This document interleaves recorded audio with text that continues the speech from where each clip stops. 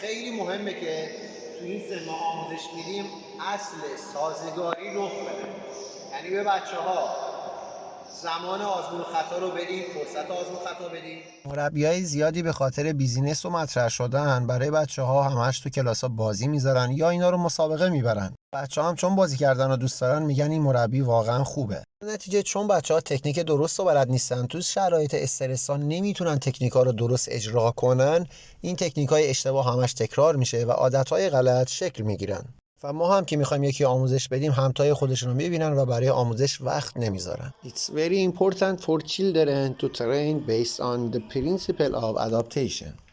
Unfortunately, playing too much at this age and eliminating or reducing the training process leads to children repeating incorrect techniques. Due to their lack of stress tolerance and self-confidence, their performances are incomplete and often incorrect, and ultimately they form bad habits. پدر و مادرای عزیز، هیچ کدوم ما از اول دوست نداشتیم بریم مدرسه، 7 صبح بیدار بشیم. با اجبار رفتیم تا در طول 12 سال عادت کردیم به درس و دانشگاه. اگه هدفتون یادگیری حرفه‌ای والیباله، نگیم بچه‌مون این کلاس رو دوست داره چون مسابقه میره، و یا اگه استعداد والیبالی داره نگید یه مدت اومد دیگه خوشش نمیاد. اینم مثل مدرسه رفتن میمونه. وقتی تکنیک‌های والیبال رو یاد بگیره، اون موقع است که میتونه زیبایی‌های این رشته رو لمس کنه و لذت ببره.